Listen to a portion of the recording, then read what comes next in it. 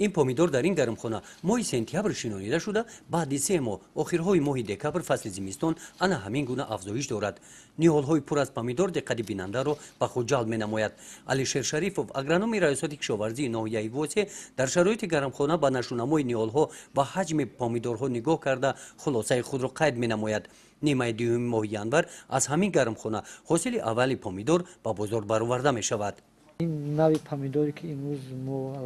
شاهد هستیم نوع پومیدور گلندی در اینجا کش کردیم که در آخرای ماه январ پخته میرسه البته در حاصل بندی اشکالی که میبینید در حاصل بندی پومیدور هست در جامعه دهات به نام رودکی ناحیه واسه در خوجگی دهخانه به نام فیض سعید با استفاده از گرمخانه زمین عاقلانه استفاده برده می شود در دو گرمخانه دیگر خوجگی داران به لیمو پروری مشغول هستند نیالهای این گرمخانه 3 ساله هستند این سال مراتب اول به قدر 400 کیلوگرم حاصل دادند گرمخانه سوم نو تشکیل شده است نیالها همین سال شناخته شدهاند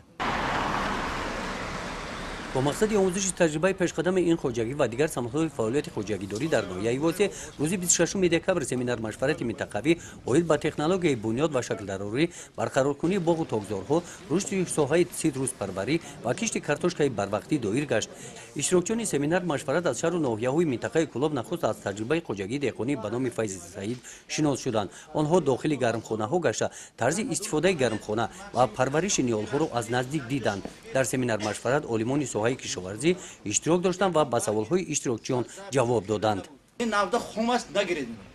این را برای قلمچه نمیشود ما از روی تجربه گفتیم چون که اینجا حال خود این پخته نرسیده است موجودی که در اینجا باید برای آن پخته رسیدگی نیستند باید نودهای 1 ساله گیریم نودهای 2 ساله 3 ساله نمیشود دوم چیزی که شما میکنید وقتی که میگیرید نوده گیرید که باید قد نشه من قد نمیشه سیختم سخت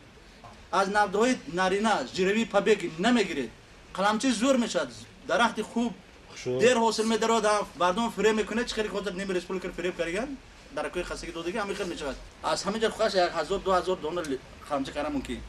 یک قلمچه لیمون 5 سم سر کرد خوجگی دهخانه به نام فیض سعید در جامعه دهاتی به نام رودکی مساحت 25 هکتار زمین را استفاده می نماید از این در مساحت 12 هکتار باغ بنیاد نموده 13 هکتار زمین تاکزار می باشد تاکزار سال 2009 بنیاد یافته نوع انگورهای گوناگون در اینجا پرورش می یابند خوجگی داران از همین تاکزار امسال به قدر 380 تن انگور حاصل گرفته 200 تن اش را به صادرات برآوردند با جلب متخصصان در ماه دکامبر نیالها درست به شکل درآورده می شوند در سمینار مشورت اویدی به شکل ضروری درختون علیمون با باغکاران مصلحت خود دادند در رشد باغ و تاکزاری ما بنیاد باغ و تاکزاری ما این یک قطار مشکلی ها دیده می شود که از طرف دهقانان محترم اصلاح نبودن آن در نوبت اول از منفعت خالی نیست یکم آن مشکلاتی که در ما دیده می شود این درست انتخاب نکردنی زمین دوم مشکلات دیده می شود این درست انتخاب نکردنی نوها برای این یا آن منطقه انتخاب نوهای گردآلود شونده مخصوصا در باغ و تازه از همه مهمش این سری وقت به شکل ندرآوردنی نیالها که باعثی در آینده ویران شدنی ساختاری باغ می گردد و منتظم نادرست گذراندنی شاخه بری درختان هر سال این آن مشکلی هست که باید ما دهقانان را همه وقت آموزانیم و تاکید کنیم که این چاره‌بینی‌ها را سری وقت رعایت نمایند در جامعه دهات به نام رودکی در سمت باغکاری اشتراکچیان سمینار مشورت با تجربه باغکاران خوجگی دهخانی به نام سلطان کبیر شناخته گردیدند در این خوجگی 49050 بخ نیالهای گوناگون میوه‌دهنده پرورش کرده می شود در خوجگی جایهای کاری مهیا گردیده ساکنان جماعت دهات به کار تامین گشتند همینجا 104 هکتار زمین است زیاده 150 نفر به جای کار تامین است باز همینجا یک روز کاری یک آدم ما 20 سومانی میتیم همینجا ابریسکا هست همینجا علفدروی هست همینجا بخ درختور سسکنی هست میوه‌چینی هست عموما که بیکار نمیمونه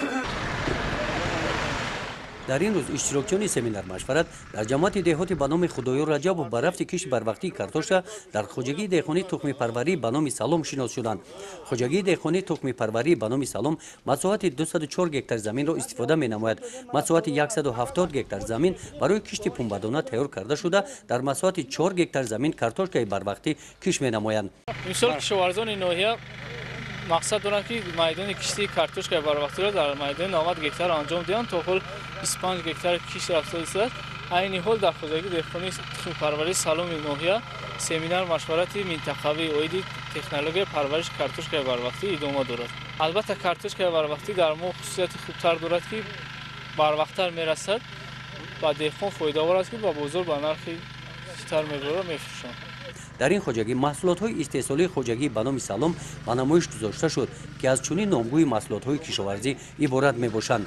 дар ин ҷамоати деҳот корхонаи воҳиди давлатии хоҷагии ниҳолпарварии ноҳияи Восе навъҳои дарахтони мевадиҳандаро рӯзи баргузории семинар машварат инҷо ба намоиш ва фурӯш гузоштанд. ба иштирокчиёни семинар машварат вобаста ба тарзи дурусти ниҳолшинонӣ олимон маслиҳатҳои муфид доданд. гузориши хоҷа Назриф, Худойназар Зуҳуров аз ноҳияи Восе барои барномаи иттилооти Навид.